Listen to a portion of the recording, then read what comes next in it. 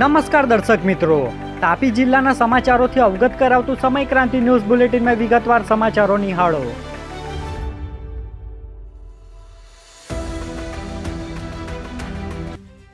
વ્યારા તાલુકાના માયપુર ગામે દંપતીએ ખેતરેથી ઘરે જતા માર્ગમાં ચક્કર આવી જતા બાઇક સાથે પટકાતા પતિનું મોત નીપજ્યું.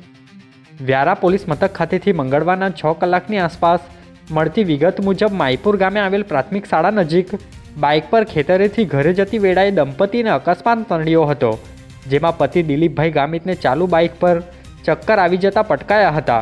બનાવને લઈ વ્યારા સિવિલ ખાતે સારવાર અર્થે લઈ આવતા ફરજ પરના તબીબે મૃત જાહેર કરતા પોલીસે કાર્યવાહી હાથ ધરી હતી.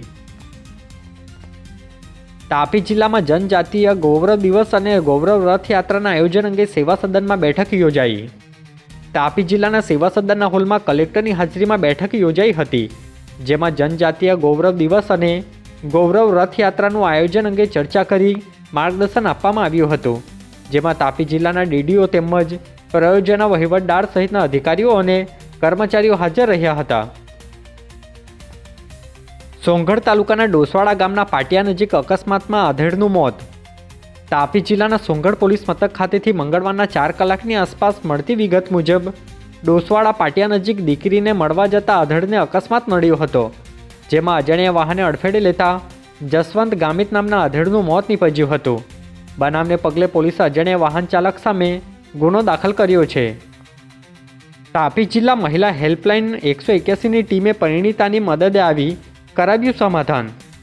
તાપી જિલ્લા 181 અભિયમ ટીમ પાસેથી મંગળવારના 5 કલાકની આસપાસ મળતી વિગત મુજબ સોંગઢ તાલુકાના એક ગામની પરિણીતાએ 181ની મદદ માંગી હતી, જેમાં 6 માસથી અલગ પડેલ પરિણીતાનું પરિવાર સાથે મિલન કરાવી સાસરિયા પક્ષને કાયદાકીય સમજ આપી હતી, જેમાં ટીમના અધિકારીઓ હાજર રહ્યા હતા. વ્યારા તાલુકાના ખોટડિયા ગામે પુરુષને સાપે ડંખ મારતા સારવાર અર્થે ખસેડાયા. તાપી જિલ્લાના વ્યારા જનરલ હોસ્પિટલ ખાતેથી 3:30 કલાકે મળતી વિગત મુજબ વ્યારા તાલુકાના ખોટડિયા ગામે ખેતરમાં કામ કરતી વખતે યુવક નરેશભાઈ ગામિતને સાપે અચાનક ડંખ મારતા પરિવારના સભ્યોને જાણ થતાં તાત્કાલિક વ્યારા સારવાર અર્થે ખસેડવામાં આવ્યા હતા, જ્યાં તેમને સારવાર આપવામાં આવી રહી હોવાની વિગત મળી છે. વ્યારા નગરપાલિકા ખાતે જઈ વોર્ડ નંબર 2ના સ્થાનિકોએ રજૂઆત કરી.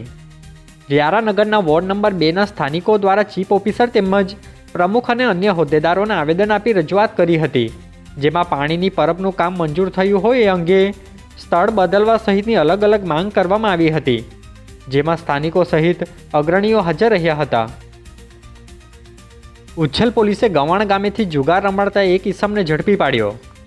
ઉચ્છલ પોલીસ મથક ખાતેથી મંગળવારના 5 કલાકની આસપાસ મળતી વિગત મુજબ ગવાણ ગામે જુગાર અંગે છાપો માર્યો હતો, જેમાં આનંદ ગામિત નામના ઈસમને મુંબઈથી નીકળતા વરલી મટકાનો જુગાર રમાડતા રંગે હાથે ઝડપી લઈ જુગારધારા અંગેના સાધનો સહિતનો મુદ્દામાલ કબજે કરી પોલીસે કાર્યવાહી હાથ ધરી છે. તાપી જિલ્લાના વાલોડ સર્કલ નજીક અકસ્માત નડતા યુવતીને ઈજાઓ પહોંચી. તાપી જિલ્લાના વાલોડ તાલુકાના આંબિયા ગામના મંદિર ફળિયામાં રહેતી 23 વર્ષીય યુવતી રવિના ગામિતને વાલોડ સર્કલ નજીક અકસ્માત નડ્યો હતો, જેમાં તેમને ઈજાઓ પહોંચતા વાલોડ સરકારી હોસ્પિટલ ખાતે પ્રાથમિક સારવાર લીધા બાદ વધુ સારવાર અર્થે વ્યારા જનરલ હોસ્પિટલમાં ખસેડવામાં આવ્યા હતા, જ્યાં સારવાર આપવામાં આવી હતી, જે માહિતી 4 કલાકે મળી હતી. આજે બુલેટિનમાં બસ આટલું જ, અને સમય ક્રાંતિ ન્યૂઝ ચેનલને લાઇક, શેર, કોમેન્ટ્સ અને સબસ્ક્રાઇબ અવશ્ય કરી લેશો, જેથી કરી તમને તાપી જિલ્લાના સમાચારોની અપડેટ મળતી રહે અને મને રજા આપશો. આભાર. જય હિન્દ, જય ભારત.